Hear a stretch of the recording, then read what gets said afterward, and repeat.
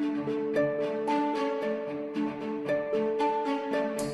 minha gente, estamos de volta aqui com o nosso programa, já que é ao nosso lado, o nosso convidado de hoje, o advogado Dr. Andrei Levi. Gente, está terminando o Abril Verde, que marca a campanha Todos Juntos pela Saúde e Segurança no Trabalho. Mas você, trabalhador, sabe aí os seus direitos? A quem recorrer quando a empresa não te dá garantias de segurança ao se acidentar, por exemplo? A quem recorrer, você sabe? Bom, essas são algumas dúvidas muito frequentes, muito recorrentes dos trabalhadores e até mesmo dos empregadores. E a gente vai tirar algumas dessas dúvidas agora com o nosso convidado, advogado, já parceiro do nosso programa, Dr. Andrei Levi. Dr. Andrei, bom dia, seja bem-vindo mais uma vez. Bom dia, obrigado, Kleber, obrigado, Sabrina, pela presença. A gente está num mês muito importante porque a gente tem números altos, né, doutor Andrei, em relação a acidentes de trabalho, né, alguns acidentes são muito prejudiciais para o trabalhador, alguns nem voltam a trabalhar, inclusive, né? Então a gente tem dados ruins, é preciso estar batendo nessa tecla sempre, não é, doutor Andrei? Bom dia. Bom dia, Sabrina, exatamente. São, segundo dados da OIT, Organização Internacional do Trabalho, chega por ano no Brasil a ter 2.340.000 vítimas de acidentes e doenças do trabalho.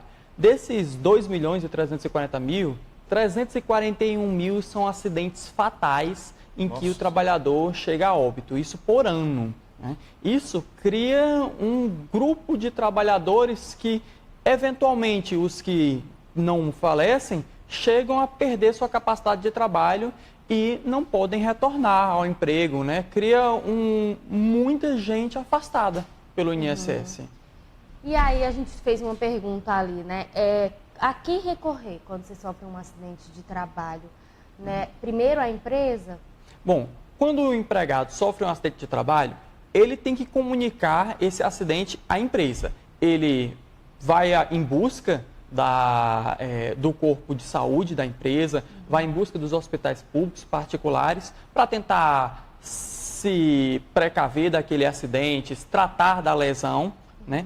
Uma vez tratado isso, e a empresa, quando o acidente realmente ocorre dentro das dependências, isso eu falo porque existe o acidente típico, que é o acidente dentro das dependências da empresa, o acidente atípico, por exemplo, aquele de percurso, em que o trabalhador se acidenta durante o percurso. Se o acidente ocorrer dentro da empresa, a empresa deve prestar assistência, inclusive requisitando SAMU, esse tipo de obrigações para que o trabalhador possa se socorrer daquela situação. Após isso, quais são os direitos do trabalhador? O médico vai avaliar a situação dele. Se for o caso, fornecerá atestado para que o trabalhador possa ir para casa e se recuperar. Quem vai ficar pagando os salários daquele trabalhador? Nos 15 primeiros dias, a empresa vai pagar. A partir dali, o INSS que vai arcar com os salários do trabalhador.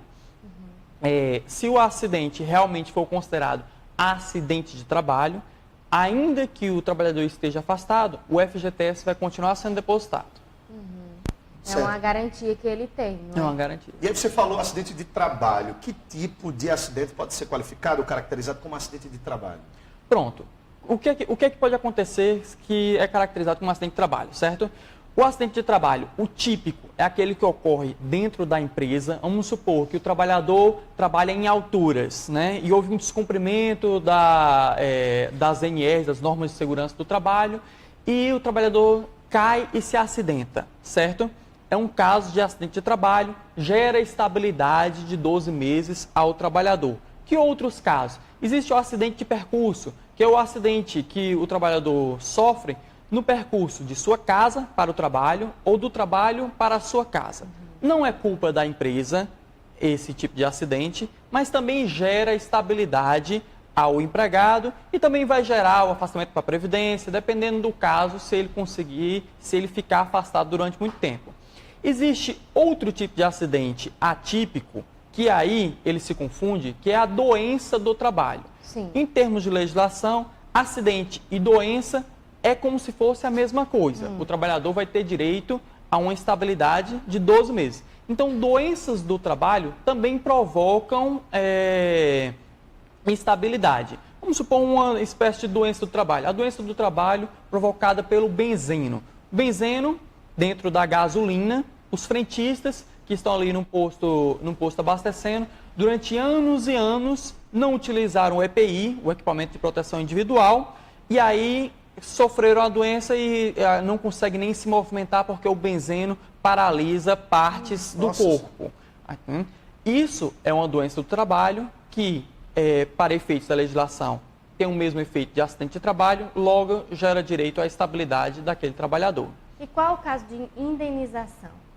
Indenização. A indenização sempre tem que pressupor culpa. Porque quando o trabalhador ele se acidenta, ele tem duas esferas do direito para procurar. A trabalhista e a previdenciária. A previdenciária, auxílio-doença, acidentário, eventualmente se a perda da capacidade de trabalho realmente foi comprovada, é definitiva, ele vai ter direito a um auxílio acidente.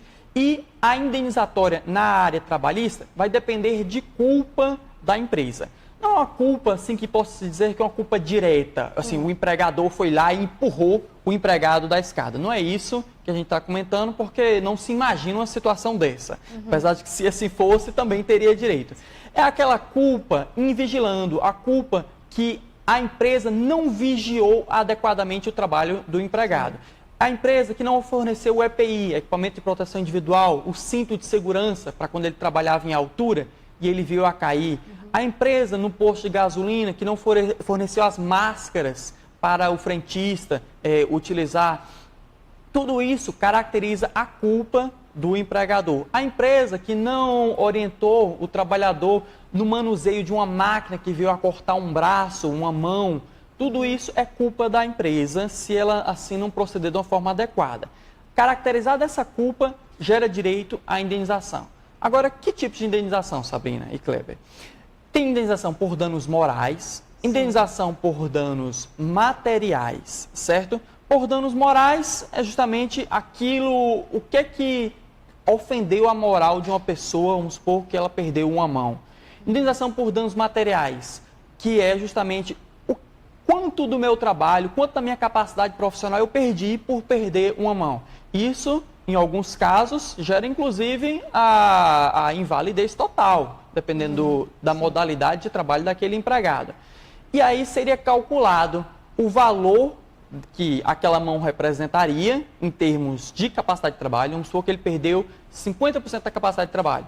Seria calculado uma indenização no valor de 50% do salário do empregado, isso até a vida produtiva total dele, que para o homem, cerca de 73 anos, para a mulher, cerca de 78 anos, que é a expectativa de vida. Faria esses cálculos e seria deferido uma indenização na Justiça do Trabalho. Agora a gente está falando aí de quem é acobertado pela Previdência. Tem a carteira assinada, está tudo certinho dentro da empresa. Mas a gente tem um grupo, especialmente agora depois dessa crise que a gente viveu, de autônomos. Pessoas que não têm ligação direta com a empresa, não têm carteira assinada. Essas pessoas, eu acredito que sofrem mais caso aconteça um acidente como esse, né? Eu acho que essas pessoas é que tem que buscar uma garantia agora, não é, doutor? Exatamente. É por isso que eu sempre recomendo que contribuam para a Previdência. Não é caro contribuir para a Previdência. Pode-se imaginar que é burocrático, mas você acessando o site da Previdência, facilmente você consegue se cadastrar. Se você é autônomo, você se cadastra na Previdência como contribuinte individual. Ah, eu sou pedreiro, ou eu sou advogado, eu contribuo como advogado para a Previdência, certo? 11% do seu salário, da sua renda, você contribui e paga a sua guia da Previdência Social, sua GPS, certo? Tem gente que ainda utiliza aqueles carnê da Previdência, certo? Isso, inclusive, para quem acabou de ser demitido.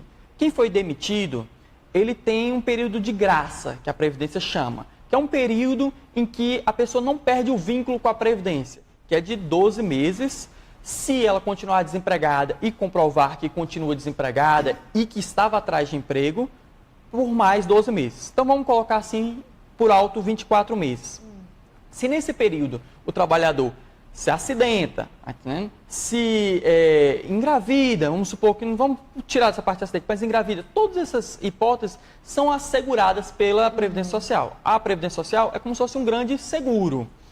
E o trabalhador, se afastou da empresa, foi desligado, foi demitido, comece a contribuir como contribuinte facultativo. Se ele é autônomo, contribua como contribuinte individual, que ele vai ter direito a boa parte, não todos, mas boa parte dos benefícios da Previdência. A gente está falando aí de uma segurança mesmo para esse trabalhador, não é? Exato. Chegou uma pergunta aqui, o Idorlan, ele pergunta o seguinte, pergunta a ele se a pessoa quando sair sem ter carteira assinada tem direito a alguma coisa.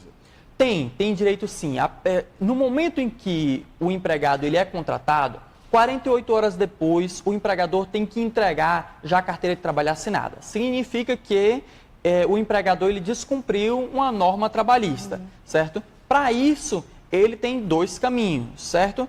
Ir numa delegacia regional do trabalho, fazer a denúncia e esperar que espontaneamente o empregador assine e retifique aquela situação, pague a previdência os tempos anteriores. Se isso não acontecer, que inclusive não é a praxe, os trabalhadores normalmente não procuram a Delegacia Regional do Trabalho para isso, eles procuram já direto à Justiça do Trabalho. Na Justiça do Trabalho pede o reconhecimento do vínculo trabalhista, a carteira de trabalho dele vai ser anotada, o tempo de previdência dele vai ser reconhecido e se acontecer alguma doença, vamos supor que ele se acidentou, ele foi demitido porque se acidentou, ele vai ter todos os direitos como se fichado fosse. Agora, só para a gente esclarecer para quem está em casa, eu entrei numa empresa, minha carteira não foi pedida. Quanto tempo eu posso ficar nessa empresa de uma forma como contrato ou de uma forma de experiência, que a empresa pode usar isso? Perfeito, certo? O contrato de experiência, Sabrina, é de 90 dias, no máximo 90 dias, até 90 dias, certo? Mas o fato de eu estar em contrato de experiência não significa que a minha carteira não tem de ser anotada. A carteira tem de ser anotada e o empregador, no final da carteira, escreve lá: o contrato de folhas tais, comigo, com a empresa, é um contrato de experiência, que vai vigorar por 45 mais 45 dias, ou vai vigorar por 90 dias, mas imediatamente eu preciso ser fichado. Esse prazo de 48 horas para o empregador anotar a carteira de trabalho é um prazo para burocracia. Porque no momento em que eu digo, você está contratado, imagine que sua carteira já está assinada. Se eu demitir 12 horas depois, eu preciso anotar que foi contratado no mesmo dia e demitido no mesmo dia. Muito bem, olha, tem mais perguntas chegando aqui, só que a gente não tem mais tempo. Tem algum contato no Instagram, rede social, telefone? Porque a Manu fez uma pergunta aqui interessante, os direitos do microempreendedor individual. Sim. Ela é microempreendedora individual, queria saber dos direitos dela, como a gente não tem mais tempo, vai direto. Inclusive, doutor Andrei tem canal no YouTube, tá, gente? Quem quiser acessar, não é isso, doutor Pronto, Andrei? exatamente. Quem quiser acessar, o canal se chama Amigo Advogado, certo? Tenho também página no Facebook, Amigo Advogado também, ou pelo escritório Magalhães e Magalhães Advogados Associados. Muito bem, vai lá, ele faz vídeos, gente, explicando de uma forma muito prática como você, os direitos, né? Não só do trabalhador, nossos direitos como cidadão, né? Então você pode ir lá acompanhar no YouTube, viu, gente? Bacana demais os vídeos que ele faz. Muito bem, obrigado, doutor Andrei. Muito obrigado Até também. a próxima. Bom, intervalo? Vamos para o intervalo, daqui a pouquinho a gente volta, não sai daí. É um minuto só.